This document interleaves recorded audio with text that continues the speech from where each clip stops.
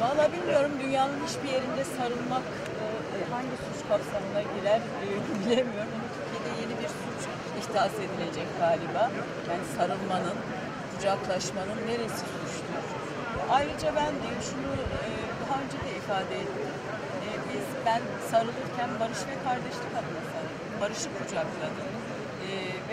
Bence bunlarla uğraşacağına bu ülke gerçekten o insanların neden dağa çıktıkları, neden silah aldıkları üzerinde bir tartışma yürütmeli.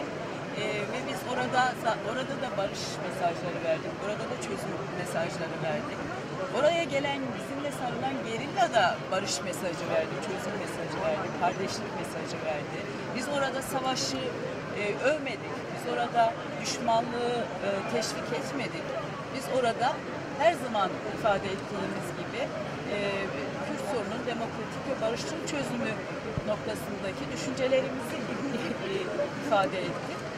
Mesele başka tabii ki, mesele siyaseten susturma olduğu için bizim yaptığımız her meşru, her demokratik eylem ya da düşünce bu iktidar tarafından çok kolay bir şekilde bir suç kapsamı içerisinde alınıyor.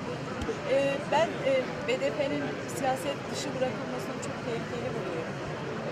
BDP'nin mecliste olması demokratik siyasete olan inancı hala korkutucular açısından, ama siz onu meclis dışına atarsanız artık demokratik siyaseti olan umudu kırılacaktır ve daha radikal bir yöne doğru kayış olacaktır.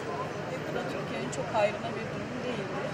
Mesele bizim dokunulmazlığımızın kalkma meselesi değildir. Mesele bu zihniyettir, bu anlayıştır. Bu zihniyet, bu anlayış Kürt meselesine bir çözüm getiremez. Yani artık siyaseten bile biz iktidar gibi düşünmek, iktidar gibi davranmak zorunda bırakılacaksak o zaman biz kendimiz olmaktan çıkarız. Ben iktidarın baktığı gibi bakmak durumunda değilim. İktidarın baktığı gibi gerillaya düşmanca bakmak durumunda değilim. Bir kez daha söylüyorum, o gençler bu toprakların gençleri, buradaki bu halkın çocukları, kiminin kardeşi, kiminin yeğeni, kiminin babası. Dolayısıyla bunları kabullenmek gerekiyor ve asıl mesele onları daha götüren nedenlerin üzerinde yoğunlaşmak gerekiyor diye düşünüyorum. Bir suç işlediğimiz